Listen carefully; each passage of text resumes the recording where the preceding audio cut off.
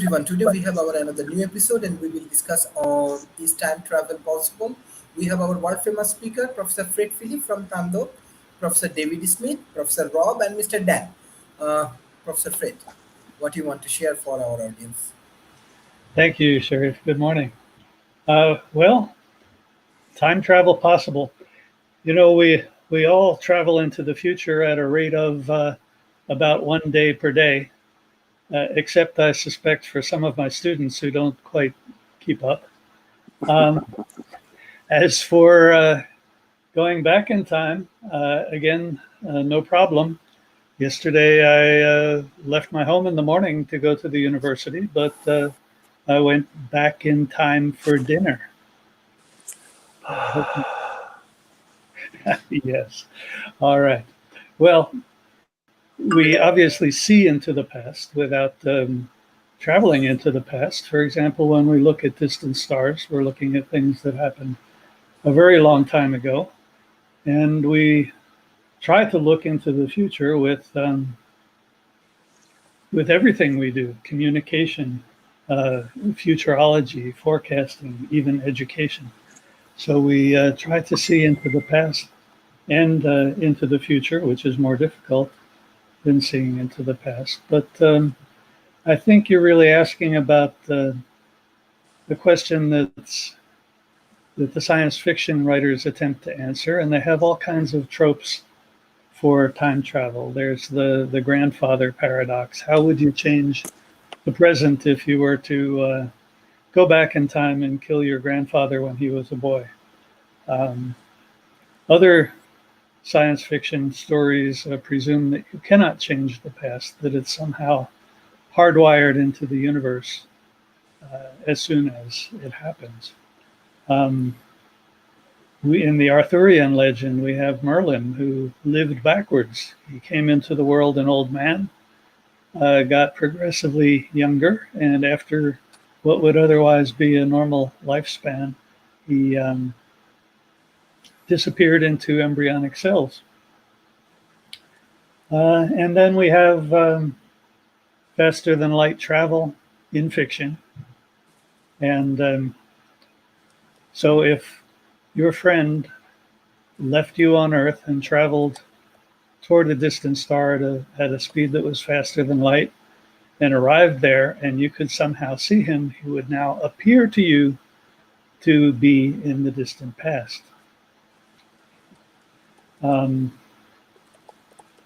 even less dramatic than that is the real science of relativistic effects. If your friend left the Earth, traveled at a significant fraction of the speed of light, did the same returning to Earth, he would have aged at a different rate than you.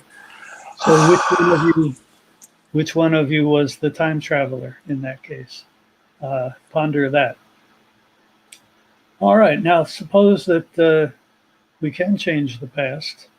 Arthur Clarke wrote a famous story about someone traveling to the Jurassic and stepping on a butterfly and killing it, and it made huge, huge changes these millions of years later.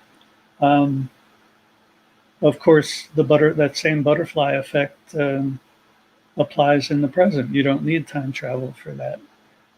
People say that small causes can have huge effects in causes that you make happen in the present will have huge effects in the future. So that doesn't require time travel. The idea that if you change something in the past, you're creating a new universe, or in the present, that this is another science fiction trope, that every decision you make creates a new universe. Well, I don't buy it. You know, I've been a fan of physics and physicists all my life, but when physicists try to explain something by introducing an unviewable and unverifiable entity like multiple universes or strings, you know, they lose me at that point. It's too easy a path just to posit something that can never be verified and say that it's an advance in physics. And then you'd have to get the religious scholars involved because creating universes is what gods do. And not everybody's going to be comfortable with the idea that people do it. Um, okay, there does seem to be a school of thought that says that some quantum particles travel in the direction of time reversal. Um, you know, well, I don't know enough physics to. I really need to buy a book on quantum computing for dummies, but it's kind of scary to me because if carrying out quantum computations involves messing about in somebody else's universe, um, who knows what could happen when they start to mess around in our universe. That's another, from my perspective, imponderable. But suppose some elementary particles do travel backward in time. We still have the problem of bridging the quantum world with the macroscopic world, which is not has not been done in a satisfactory way. Uh, you know the story about when Schrodinger took his cat to the veterinarian, and the vet came out to the waiting room and said, "Mr. Schrodinger, I've got good news and bad news." Come on, folks, that's a joke. I get it.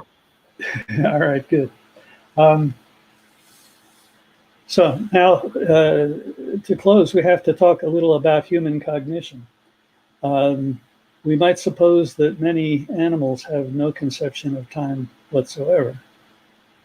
Korzybski said that man is the time-binding animal, perhaps uniquely amongst vertebrates. Okay, so our brains evolved to conceive of time. Our brains evolved to deal with a world where causes precede effects. Okay, so it's difficult or impossible for us to conceive a world where time goes in reverse and effects happen prior to their causes. Okay. Now, so that meant if the macro world behaved like the quantum world does, perhaps we couldn't survive. Our brains would be unable to deal with it. Or interpreted differently, this is possibly one reason why we can't conceptually bridge the quantum world with the macroscopic world.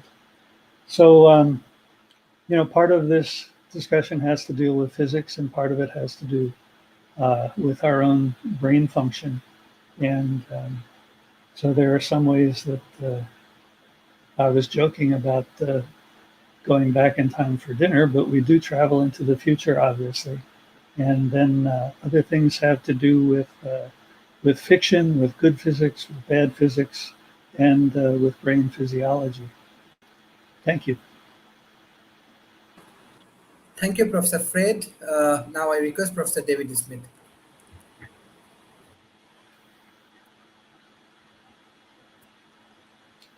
David, unmute. Thank you so much. Way too many windows open right now. Fred's done a good job of beginning to look at it, and I've dramatically changed my feelings on this in the last few years. One of my very good friends here in Austin, who used to be one of the very senior physicists at Stanford Research Institute, who 4 years ago, received the Lifetime Accomplishment Award from the Academy of Physics, is really an expert in looking at how physics applies to things like time travel, remote viewing. He ran the remote viewing project for the US government for decades, and he's an expert in UAPs as well. But he really got me to going in understanding the nuances not only of Einstein's theory of general relativity, which applies to this, but Einstein's theory of special relativity, which is the one where if you begin to look and say, is time travel really possible beyond it? Because the special relativity proposes that time is relative and moves to the observer, and that this is one of the ways that we manipulate time. But modern physics today is really, when you look at the concept of time, it's the one that is most involved with the mysterious parts of us. But at first, it's straightforward, but then it's also a wicked problem, as Stephen Hawking calls it, um, as we go there. And others say it's a stubbornly persistent illusion, which is what Einstein called it once as he looked at time. So if we go back and look at one of my books where I really enjoyed thinking about time, H.G. Wells wrote a book in 1895 called The Time Machine. And he, in essence, in his writing, predicted what would become the side effect of Einstein's theory, which was developed in 1915, which is really after that. And the theory of general relativity describes the physical fabric of the universe in time, in terms of four dimensions, including up, down, front, back, and time. So X, Y, and Z in time. Um, and really, under the theory, you see the bending of space time in response to matter. And it's really one of the amazing consequences as you look at it, that as time passes, one of the key underlying concepts is called something called time dilation. And this is really manifested in the classic, which I think Fred was really referring to earlier, called the twin paradox. And in this method, time travel, you can move into the future faster than normal. But using the same concepts here, there's not a way back. So if you look at time dilution, it's kind of a one-way ticket going there. And you see it, but you see it throughout times. You see the around 1949, 1950, one of Einstein's colleagues at Princeton, Kurt Gödel, decided to really tackle the problem where the whole universe is rotating. And his solution to time travel was to allow the equations, if the universe was rotating, that the universe itself was actually a time traveling machine.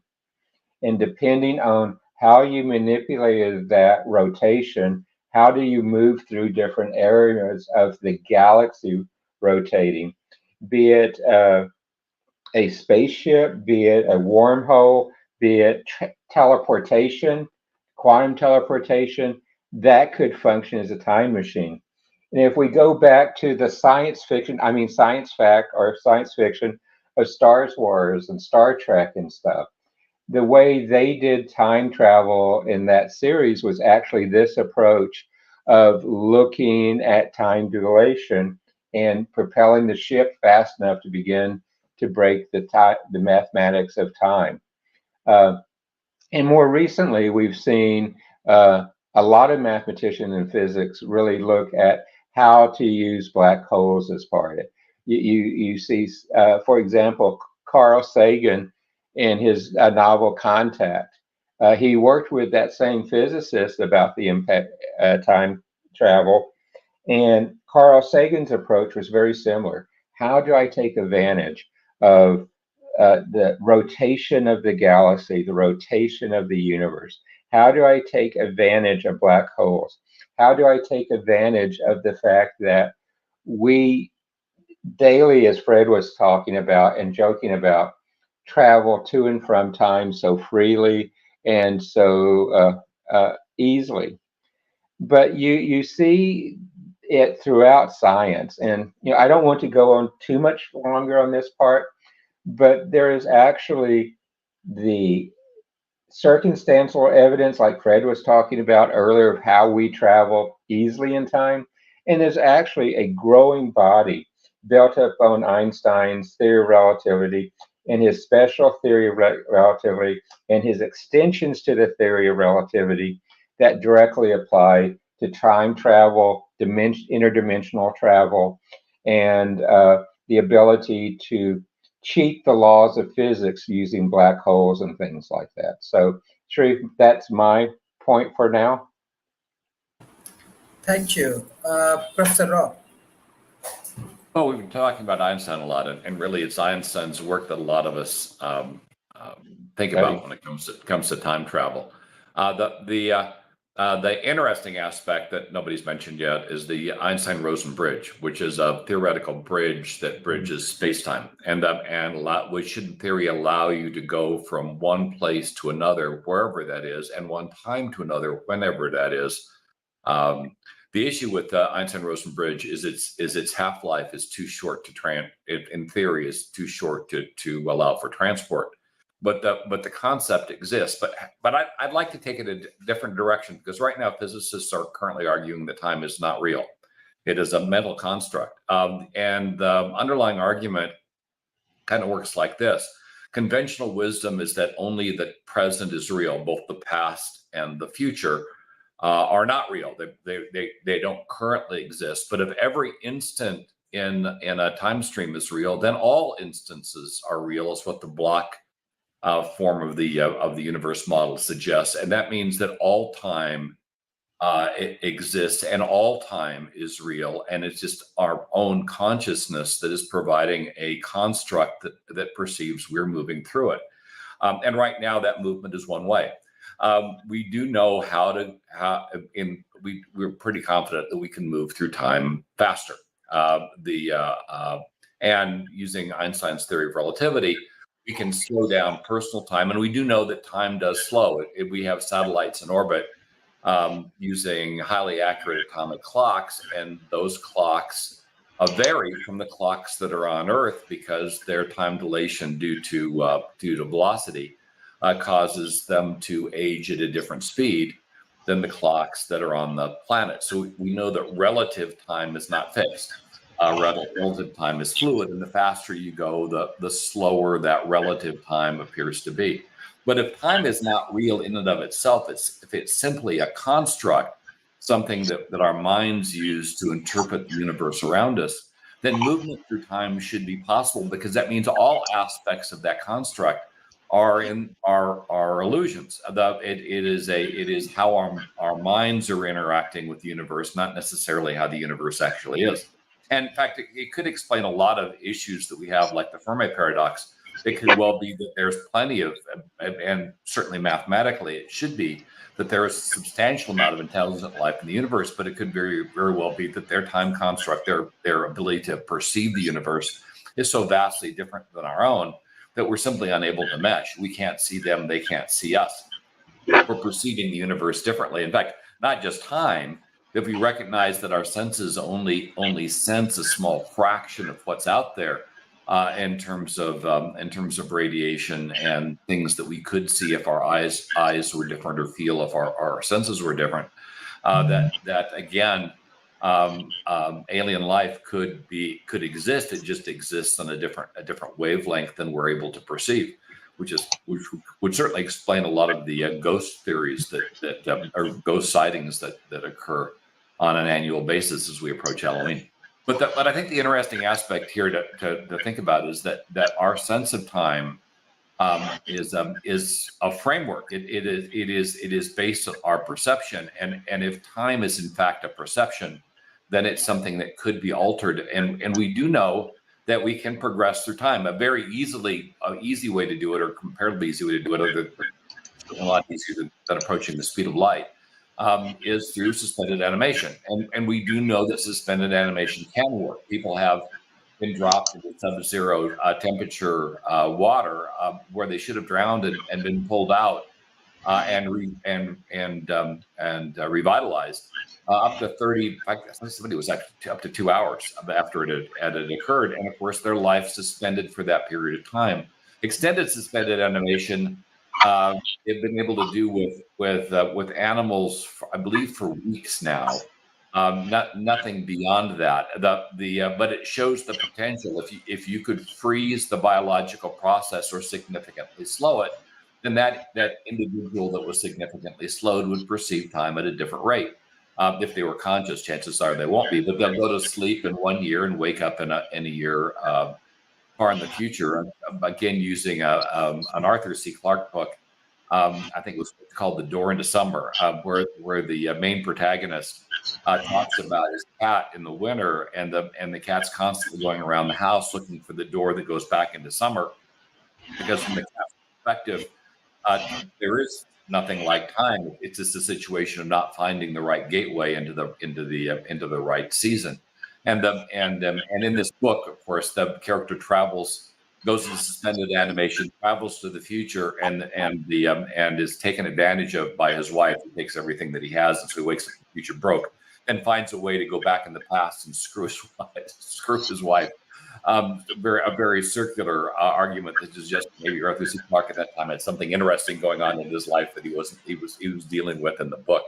But then a lot of the theories that go on with regard to how you would travel through time would tend to fall apart. The multi-universe model, which I think is the one that I'm most conversant with, which is where if you went back in the past and killed your grandfather, you would cause a different timeline to emerge. And in that timeline, your grandfather would be dead. But even if you were not born in that timeline, you would exist because you had traveled back in the past. You had traveled to created that different timeline, and you'd exist in that timeline, which would be different than the current one. And of course, we've often talked about the fact that every decision has two ends to it. So when you make a decision, there are two universes that split off: the one where you said yes, and the one where you said no. And those two universes exist. And in theory, there might be some way to transfer between them. I've even seen a theory that suggests that our lives are constantly surrounded with death. When we die in one universe, our consciousness simply transfers to a universe where we continue to live. And to us, it looks linear, but to an outside observer, it would be very chaotic as we bounce to universes, creating what appears to be a linear version of our lives, surrounded by other people that are doing pretty much the same thing, and we're seeing it all in a linear form. But the actual fact is it's a series of instantaneous explosions of universes going all over the place, and we are simply traveling, perceiving a particular line through it, and different versions of ourselves will be perceiving different lines sequentially. That kind of thing gives me a headache, however, so we won't go down that path much longer. The more interesting aspect, though, is from a physicist's standpoint, time doesn't exist. It is not well explained in physics, and the current understanding is that all time, from beginning to end, is just as real as the current time, and that does suggest that time is fixed. That the outcomes are predetermined because they exist. If all time is real, then all things are set, and the only way to change time per se would be that multi-universe model where when you change an element, you change blocks, you change universal blocks from the one that you were in to the one that was created by whatever that changed element is. But since your decisions are all predetermined, then those secondary blocks don't occur. You only have the one universe, and you have an illusion of choice, of being able to determine your own future. And in fact, none of that's real. It's just how you're perceiving the universe. It certainly allows you to deal with certain kinds of catastrophes a bit more easily, because if it's going to happen and it was going to happen anyway, then your decision is neither good nor bad. It just simply is. And that certainly removes a certain amount of responsibility for the mistakes that we all make. So time travel is an interesting subject. The conundrums of if you could go back in time and kill Hitler, for instance, would you? Provide some really interesting mental exercises. But if time itself is an illusion, then perhaps that is possible. Thank you, Mr. Dan. Yeah, I almost didn't want to come on this show because I didn't really know if I have enough expertise in the subject, and it does kind of give me a headache too to think about this stuff. But I thought I'd be a good sport and take a stab at it. The Moody Blues had a great song, "Thinking is the best way to travel." So if that's true, thinking about time travel might be an even better way to travel. But yeah, I tend to think that the Big Bang was an explosion of photons going the speed of light, and a photon doesn't experience any relative passage of time. So I think this adds weight to the case that everything is happening simultaneously, and our experience of past, present, and future is indeed a persistent illusion, as I think it was one of the physicists said at Einstein's funeral, as kind of a way to, to ease the passing of this great fellow physicist. I think I've got that right. Yeah, other notes. I was, of course, there's been some humorous. There's a great limerick about time travel. You guys have probably heard it. There was a young lady named Bright who could travel much faster than light. She set off one day in a relative way and returned the preceding night. And then I found this great sequel limerick. This lady of space-time, this lady of space-like transition will always have discrete position in space and in time. She's her own world line and will not have subjective revision. So I thought that was a great answer to that. And then someone was asking, well, she kept doing this. Couldn't she get younger? And the answer is like, no, that wouldn't work. But another great quote is, time exists to keep everything from happening all at once, and space exists to keep it all from happening to you. Kind of like that one. Or, it's kind of like the future is already here. It's just unevenly distributed. I think maybe William Gibson said that. But yeah, I think we are all experiencing relativistic, convincing simulations of something called existence. And even if time travel or travel to the past or present or future, there you go, time travel to the present, there's a concept. Even if that's not possible, you could ultimately have a simulation of it that was so convincing that you wouldn't be able to tell the difference. So I kind of like the all stories are true, many worlds interpretation, because our consciousness is a very narrowly defined product of electrochemical interaction and a very specific relative passage through the space-time continuum. So yeah, it makes us think that, oh, of course there's a past that we could go back to, and of course there's a future that we could go to. But no, I think it's really kind of like the present is eating the past to get ready to excrete the future, and all we have is this unique confluence that we're in. But it's a great thought experiment to think about time travel. So I wholeheartedly love time travel stories and pontification. So thanks again for the invite today. Yeah. Thank you, Mr. Donald. Dan preempted a couple of my favorite lines there. I love that one. Time is the way of making sure everything doesn't happen at once. I throw that out every once in a while. I want to take just a second and kind of add to what David and Rob have both said, and Fred, about the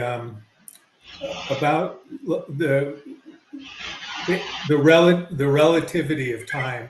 And what happens is there's this it's represented by a series of equations called the Lorentz transformations. And if you work out the Lorentz transformations and integrate them, you can get E equals mc squared. It's pretty cool. I learned that in high school physics. But what happens is the closer things get to the speed of light, the more massive they get, the slower time gets relative to us, and the shorter they get. So the thought experiment on that one is drop something into a black hole. And why a black hole is because its escape velocity is greater than the speed of light. So nothing can go fast enough to get away from it. So if you drop something in a black hole, that means that it's going to go faster and faster and faster until theoretically it reaches the speed of light. But it actually can't reach the speed of light because its time relative to the rest of the universe keeps slowing down and down and down. And the closer it gets to the speed of light, the more that slows down. So you can't, it's kind of an interesting thought experiment. It also gets more and more massive. So there's a wonderful book by Stanislaw Lem, who I just absolutely love. He's one of my favorite science fiction writers, called Return from the Stars. And in it, the space travelers, guys, went out and traveled into space, and they went farther, closer to the speed of light, close enough when they returned, they were some number of years into the future of the people on Earth. So, and then it's an interesting story. I mean, the story was that people on Earth had figured out a way to not be violent anymore. And the paradox was that they couldn't understand why anybody would go into space. They just thought that was ridiculous. And, you know, these guys were space travelers. And so there was this balance between, kind of the negative aspects of competition, and then the positive aspects of it. So it's interesting. Great story. But right now, those space satellites that we use, they are not accurate unless we factor in the fact that they're traveling at a faster speed than we are. And because of traveling at a faster speed, time goes slower for them than it does for us. And we have to actually figure out GPSs and other things that are traveling around in space. We have to get that difference. We have to factor that in. Going back to the thing about it becoming more massive, what that also means is that if we're going to make a rocket or something that goes closer and closer to the speed of light, it gets heavier and heavier. So it requires more and more energy to push it. And so it kind of it's kind of a real limit on us getting very close to the speed of light. But we do it. That's what the CERN, the cyclotrons and particle accelerators do. They take photons and they make them come as close as they can to the speed of light, and they get more and more and more massive. And then when they hit something, boom, they break it into pieces and allow us to see or create the fundamental particles out of the quantum fields. So that's how we got the Higgs boson. And so we do get things close to the speed of light, but very, very, very teeny things. And so anyway, that is kind of a sketch about that. Now, can we go back in time? One thing, that time as an illusion thing is a useful way of thinking about things. But one thing that's important to realize is that in our universe, we have this rule of physics that it's a law of physics. We haven't seen it ever not work, and we can't figure out a way that it wouldn't work. And if we could figure out a way that it wouldn't work, it would be a very different universe. And it's the second law of thermodynamics, which is entropy. And entropy is the tendency for things to become more disordered over time. And so an example of entropy is this: if you take an aquarium and you put a piece of glass in the middle, and you put hot water on one side and cold water on the other side, you take the piece of glass out, it mixes together and becomes warm water, and the system is now, it was more ordered because the hot water and cold water, but then when it's becomes warm water, it's more disordered because they're mixed together. Well, you can't turn that around. You can't without adding extra energy. I mean, you can, take it and put the piece of glass and, use a refrigerator on one side and a heater on the other side. but that requires energy. So you can't reverse, and that's entropy. And so the whole universe is just has this happening everywhere. And so that's an arrow of time that we can't really do anything about. And I think that that's probably a huge factor in the illusion of time, or what we have in time. And when we talk about the illusion of time, it's because really our whole universe is in a way kind of an illusion, because it really consists of these things called quantum fields. And because of a kind of asymmetry, that's all I can say, that it's not symmetrical. And because of that, we have more particles of one type than particles of the other type. Because if there was exactly as many positrons as there were electrons, they would annihilate each other and there wouldn't be anything. It'd just be energy. But it's asymmetrical, and we wind up with more electrons than we do positrons. And because of that, we have a universe. And so when we're looking at time from a physicist's point of view, it's part of an equation that allows us to understand, like, gravity as a bend in space-time. It's not like a thing so much as it's just a bend in space-time. But because that's what it is, we don't really, we can't go faster than light, because if it becomes, as it gets to the speed of light, it becomes infinitely massive. So we can't get that fast. So we kind of have these things that we're stuck. We can't. There's rules that, for everything we know, that can't be violated. I would look at the idea of the Einstein-Rosen bridge, which are also called wormholes. And they're mathematically and theoretically possible, but they'd require a lot of negative particles of a sort that we really don't have.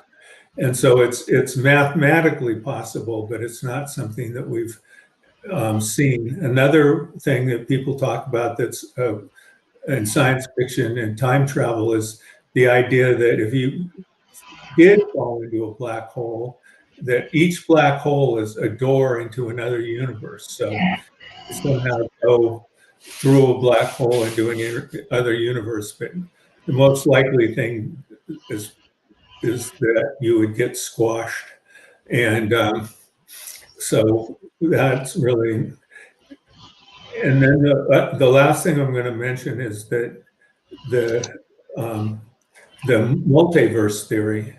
And if you look at quantum field theory, there's no reason why there can't be other universes. And so, since there's no reason there can't be, we think, well, maybe there are, but we don't have any way of knowing that for sure or telling. So it's an interesting concept, but it's not something we can know one way or another. And so if you look at you can see that the illusion of time, there's a very concrete reason that we have it, because of entropy. And because of the rules of physics about the speed of light and other different kinds of things, that you really can't go back in time in our universe. And the theoretical Einstein-Rosen bridge has never been observed, and it's just theoretical. And so who knows? I mean, so I personally don't think we can go back in time. And anything that we talk about in going back in time is like a photon or something like that, not a person. And oh yeah, I do want to say one other thing. There was a great Star Trek episode where I forget which one, where they had the female commander, the series, and there was this one thing where they were doing time travel, and she said, "Oh man, the future's the past, the future. I can't sort this all out. It gives me a headache." So it gives everybody a headache, even on Star Trek. Okay. Thank you. Thank you. Thank you. Professor Fred Philip, what's your concluding remarks for today's session? And if you want to share any of your views, if you get chance for time travel, what you want to do? Well, first I want to thank Dan for reminding me of that bumper sticker about time exists to keep everything from happening all at once. I frequently in my life, I have been so busy that I think of that bumper sticker and say to myself, time isn't doing its job. A lot of the discussion here uses words like real and universe, and I think those are sticking points when we come to definitions. If we want to talk about what's real, is all time real? We're getting into a what is reality discussion, which is going to require a scrum of philosophers and take longer than we have here in this hour. Excuse me. Now, as to what is the universe, I think the only sensible definition of a universe is the set of places and times to and from which we can exchange signals. If we can't ever exchange a signal or perceive a signal from another time and place, it might as well not be in our universe, so let's not even talk about it. But there's several ways to talk about what is a universe.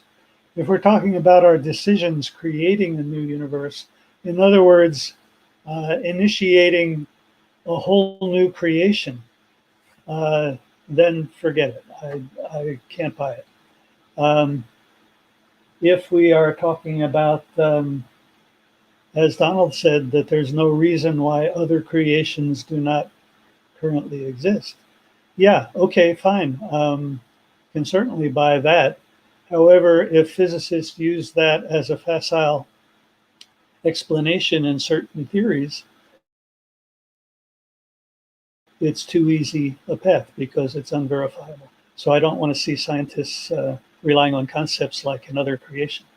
Now, there is one more realistic, shall we say, definition of another universe, because things that used to be that were in our universe yesterday are no longer in our universe today. The farther away a star is from ours, the faster it's moving away from us.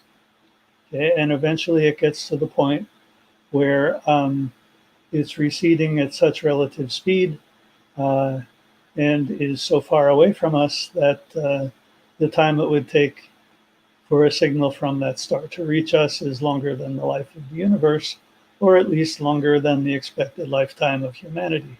So for all practical purposes, it is no longer in our universe.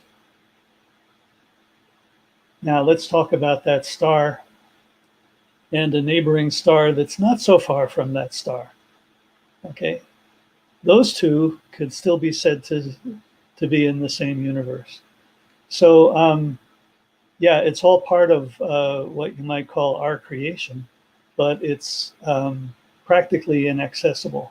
And from our earthly perspective, would be in a different universe, if not in a different creation resulting from a different Big Bang, if you take the distinction that I'm trying to make. Given the current state of our economy, let's just make up one science fiction story on the spot. I think to myself, I'm going to put some money in the bank and then put myself in suspended animation for 1,000 years. And compound interest means I'm going to be rich, rich, rich when I wake up. All right, then I wake up in the far future, and there are going to be costs of acclimating myself to the human society 1,000 years hence. And yes, my investment has grown, but the inflation of the currency means that that acclimation is going to cost more than is in my bank account. And the punchline is like, why did I bother? Okay, those were my closing remarks. Thanks. Thank you, Professor Fred. Uh, Professor David Smith. Sharif, as always, great program, and really going there and how it is. I want to actually say that a time machine actually has been built. And if I go into Europe and I look at a large hadron accelerator, the collider there, that is actually a time machine because it propels the photons right at the speed of light, which is a speed that makes relative time of the photons move around about 6,900 times slower than compared to the human observers there. So in essence, when you look at the photons in the collider there, those photons are being sent to the future. And so just looking at an experiment like that is there. Also, we can look at astronauts who have spent an extended period of time in space. Time in space is different than time in Earth. And the astronauts in space actually have come back and said, gee, I actually lived a second and a half in the future when I was in space, as opposed to my time on the Earth. And there's science that goes with that too. And you see how the subatomic particles, how the astronauts and others really look at it. But the mission, of course, is to be able to transmit humans and humankind through the fabrics of time. And there's still big gaps there. You look at the Webb telescope, it's being able to look back in time tremendously. You see there's a new solar probe that has been launched, and it will travel and be able to travel back into time. But the energy required and the safety measures for a human to do that are just beyond my imagination, at least today. Stephen Hawking, great physicist, he actually shifted on this. Earlier in his career, he staged a party and invited no one. But then he sent out a message that said, the party is happening at this time. And he thought people would travel back in time to be at his party. He used that as an analogy that time travel is not possible. But shortly before his death, though, he actually made a statement that he believes that time travel will be unlocked in the near future. So the different people, different areas, but all built upon Einstein's theories and the extensions to his theories are where we are with this. So do I believe we are on the cusp of beginning to see where time travel is possible, particularly as we begin to apply quantum mechanics, as we are extending our knowledge on black holes and the concept around black holes? I believe we will be. But Sharif, you always come up with great topics like this, particularly on Friday. So thank you so much. Thank you, Professor David Smith. Professor Rob. I'll just add a couple things. I've got a meeting coming up at 9 o'clock, so I'm going to have to bail in 5 minutes. But mentioning Stephen Hawking, he suggested a concept called the chronology protection conjecture. And that was a as yet unknown physical principle that forbids time travel. And he based it on his studies of black holes, because you can't get information out of a black hole. But the underlying argument is kind of redundant. Basically, it says time travel cannot exist because time travel cannot exist. So it's fully redundant. So it's an interesting construct. Another argument that he made about time travel not working is that if time travel worked, we'd be up to our necks in time travelers. Though why anybody would want to travel to 2021 or 2022 would be beyond me. You would think that we'd be in a period of time that maybe tourists might not want to participate in. And then there's another theory that's popped up recently called quantum gravity that suggests that time and space emerge from something else. Not sure what that something else is, but as we tend to wrap our minds around things we don't understand, we do come up with theories. The question now is proving them. With regard to suspended animation, and we talked about two ways to travel forward in time. One is to approach the speed of light. The other way is to suspend animation. One would require an incredibly large rocket ship and somebody wealthier than Elon Musk. The other, not so much. We were actually in surgery. We were able to suspend human animation for up to an hour by injecting a saline solution at 10 degrees centigrade, and that will allow the body to go into suspension for up to an hour and allow a surgeon to complete a difficult process that otherwise might kill the patient. And that's in use now. They started trials back in 2019. And the longest suspended animation, I've had to look that up while we were in between people, is 6 hours with a hamster. So figure a hamster would be the one that would go the longest, and it's up to 6 hours. So once again, showcasing if we can get the right kind of formula. Initially with suspended animation, the problem was ice crystals building up in the cells, which basically turned them into mush and were fatal. The current problem right now is when you warm the body up, the cells may be damaged during the warming process, and that's where the risk is. Though you would think that would occur regardless of how long the person was placed under. But right now, all of the science that we've got suggests that if we do time travel, traveling forward in time is something that will be achievable. But we're really struggling with what would happen if we did travel back in time and how we would make it happen.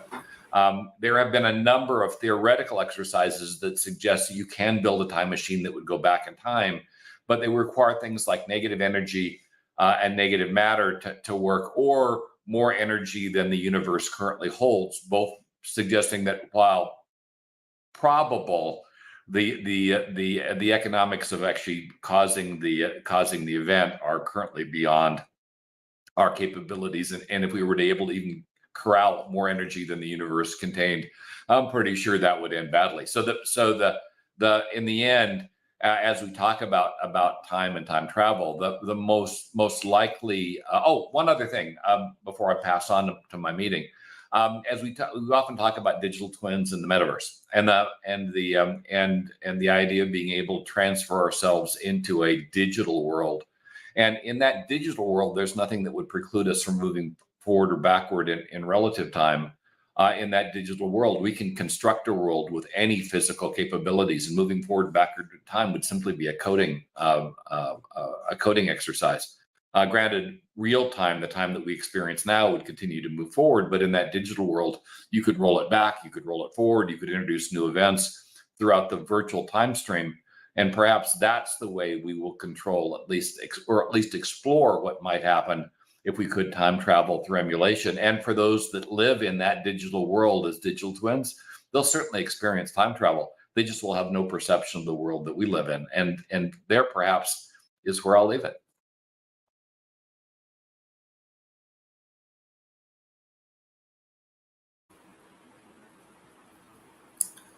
Thank you, Mr. Dan. What's your concluding remarks? Well, it's too bad Rob had to leave, because I loved his notion of the arrow of time being an arrow of entropy, where actually the universe is constantly getting older, colder, darker, and slower. Me. Oh, okay, yeah. Well, great. We can still talk about that. So one thing that I kind of amused my boss one day is he saw me saving all my receipts. And he says, well, why are you saving all these receipts? Well, Larry, don't you know the universe is going to reach maximum expansion, and then it will start to collapse. And at that point, time will be running backwards. So I'll be able to look at all these receipts and predict where I'm going to be, as time runs backwards. So he thought that was a clever explanation for, feed a pack rat with receipts. So I don't know. Is that true, Donald? Would entropy, run backwards if the universe was going to collapse?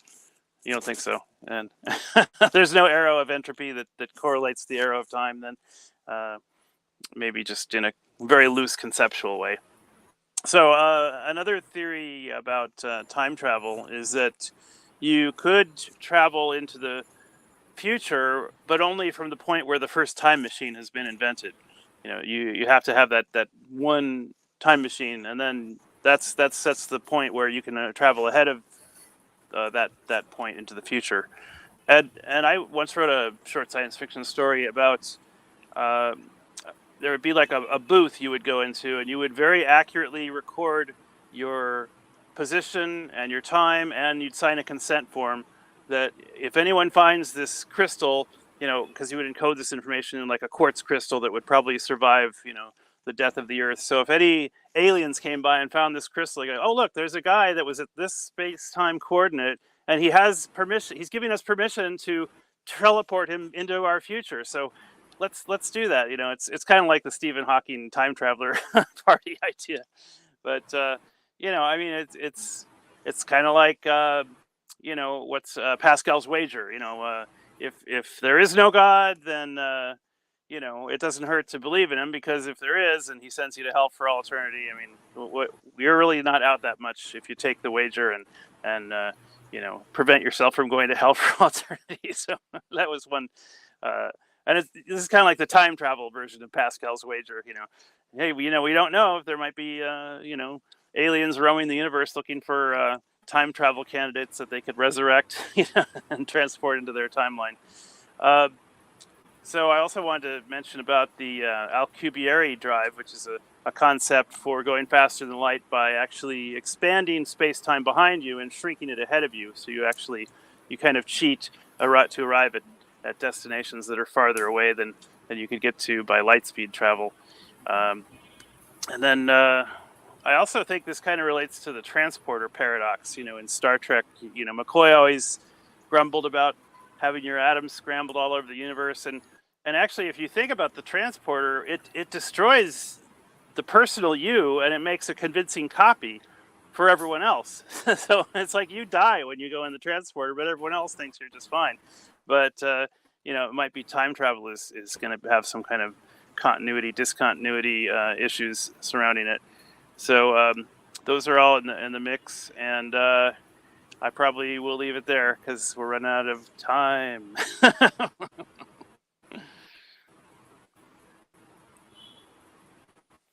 Thanks. Okay. Sharif. Thank you. Thank you.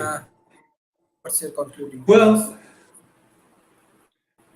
I think it was interesting what Fred said about the universe. I think of the universe as everything that came from the Big Bang. And we can only see the part of the universe where the light has had time to get to us. And it's not true that all the stars that we see are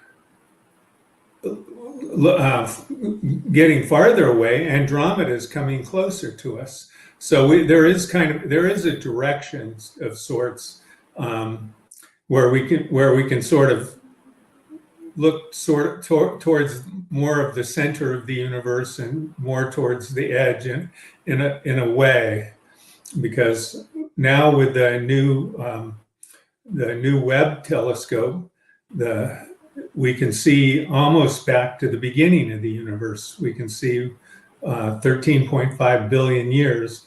And by seeing it, what we're seeing is the light that was created then has taken that long to get to us. So, I mean, right now it takes when you look at the sun, or you have the light of the sun, it's taken 7 minutes for it to get here. I mean, it could have just disappeared 7 minutes ago and you wouldn't know.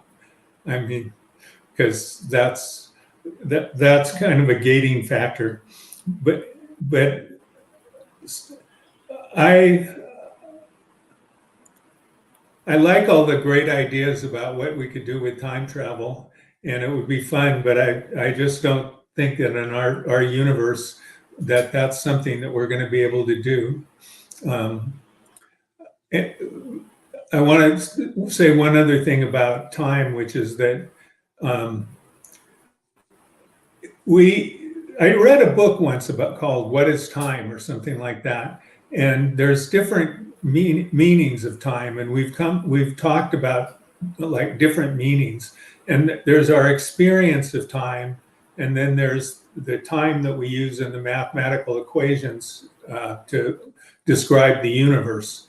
So they're not the same thing, and so if we make them the same thing, it gets a little confusing, because if we're looking at the universe itself, the mathematical equations that we're using to describe the universe, then it's to us that's an illusion, because it doesn't really mean anything to us.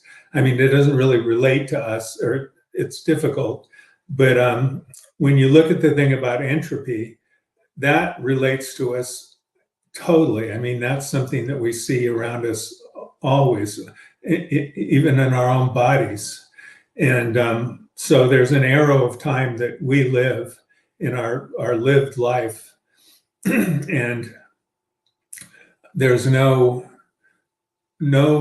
mathematical or physics that we know of at this point that allows us to go back in time. So that's all I can say.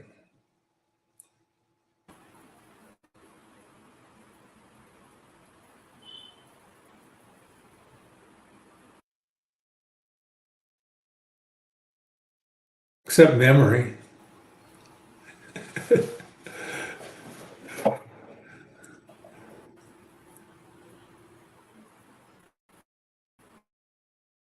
Thank you, I everyone, think our for host joining is in a today's session. time loop. Oh, sorry.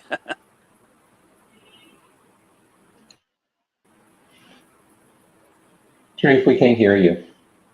Thank you, everyone, for joining today's session. It's really great sessions and great conversation for our audience. If I don't get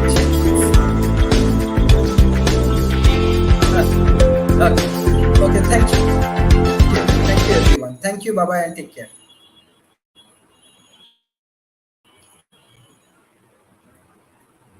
Thank you.